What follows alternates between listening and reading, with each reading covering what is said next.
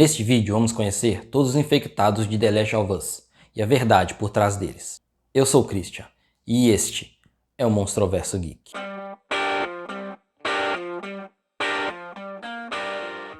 A verdade é que eles se parecem, mas não são zumbis.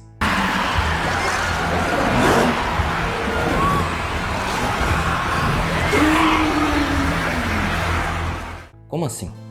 Nesse universo, as pessoas são controladas por um fungo, e esse fungo começa a controlar as ações do hospedeiro.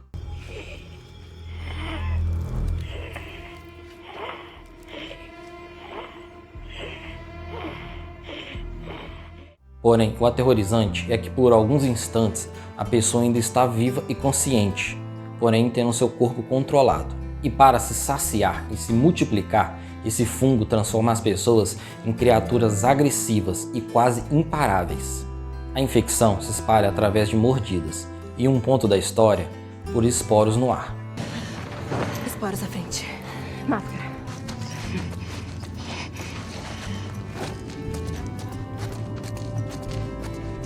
Porém, o principal problema é que não há cura. Uma curiosidade é que a história por trás dos fungos de The Last of Us é inspirada em um gênero real de fungos, o Cordyceps.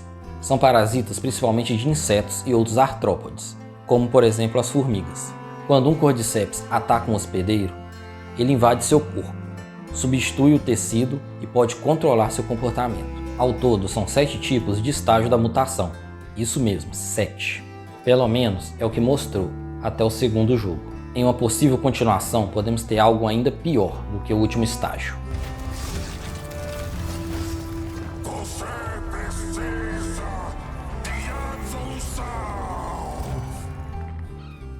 Que espécie é esta?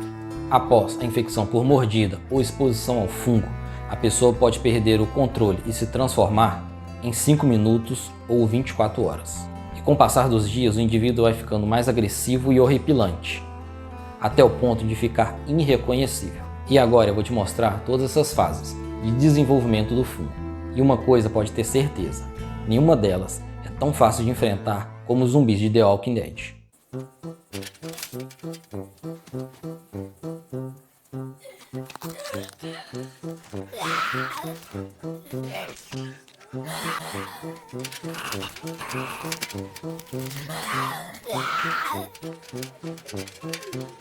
Mas antes disso, deixa seu like e me dá aquela força se inscrevendo aqui no canal. Muitas gracias.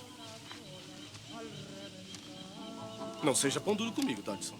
Tipos de infectados de The Last of Us. Corredores. São o estágio inicial da infecção, em que a pessoa ainda possui um pouco da aparência humana e tem consciência enquanto vê o fungo controlar o seu corpo. Se transforma dentro de 24 horas, podendo se transformar em até alguns minutos. E como o nome já diz, são corredores, ágeis e rápidos. Seria como enfrentar outra pessoa, porém com força, velocidade e resistências aumentadas. Um bônus é que eles costumam se juntar em hordas, aí só um muro de concreto para te proteger. Espreitadores.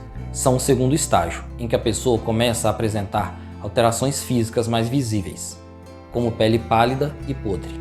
O infectado chega nessa fase em 2 semanas. São sensíveis à luz, então se escondem em lugares escuros e úmidos. São silenciosos e atacam de surpresa. Acho esse o mais fácil de evitar, pois é só você não ir em lugares pouco iluminados. Porém, estando em um lugar escuro já era, viram uma presa fácil, pois eles são muito difíceis de serem detectados. Instaladores. São o terceiro estágio, em que a pessoa está quase totalmente tomada pelo fungo e apresenta uma aparência grotesca.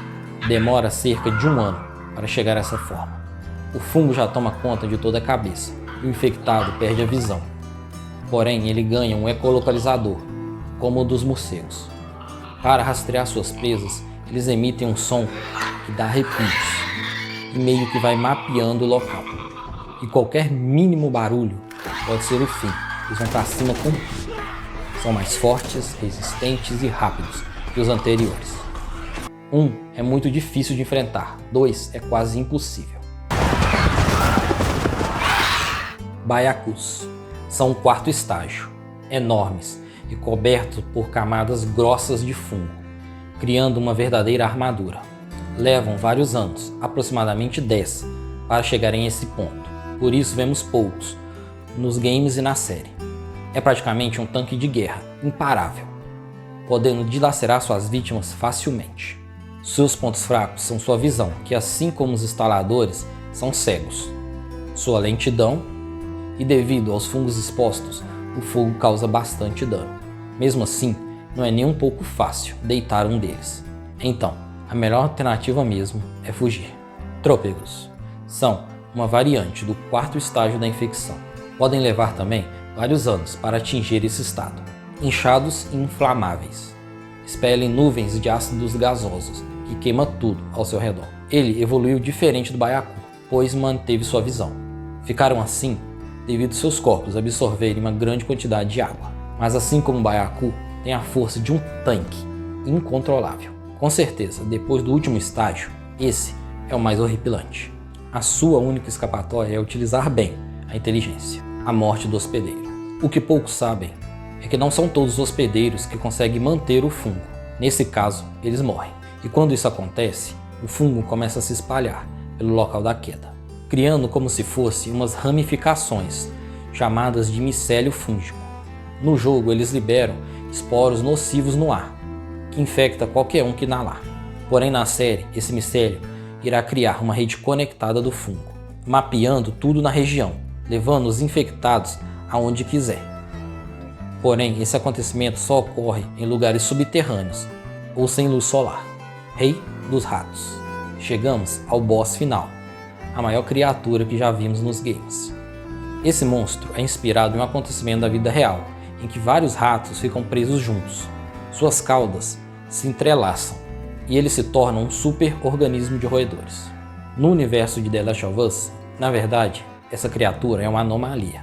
É uma criatura rara e perigosa, que surge quando vários infectados ficam juntos em um local pequeno, apertado por muito tempo.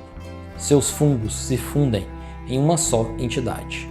Se torna uma criatura colossal, a pior e mais perigosa de todo o universo de The Last of Us. Mas as chances de surgirem uma são mínimas, mas não impossível. Para vencê-lo, talvez uma bazuca. Talvez. Você acha que sobreviveria a esse universo de The Last of Us? E como? Deixa aqui embaixo nos comentários.